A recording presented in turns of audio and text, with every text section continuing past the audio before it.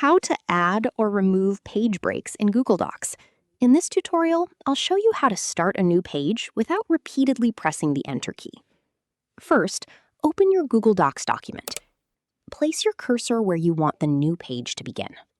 Next, click Insert at the top and choose Page Break. Google Docs will immediately move the content after your cursor to a new page. You can also use the keyboard shortcut Control+Enter to quickly insert a page break. How to remove a page break. To remove a page break, place your cursor at the beginning of the new page. Then press Backspace on your keyboard. You can also go to the end of the previous page, click just after the page break, and press Delete or Backspace as needed. Using page breaks is much cleaner than pressing the Enter key multiple times to start a new page. And that's it. Now you know how to add and remove page breaks in Google Docs. Thanks for watching. If this tutorial helped, don't forget to like the video, subscribe, and check out more helpful Google Docs tutorials.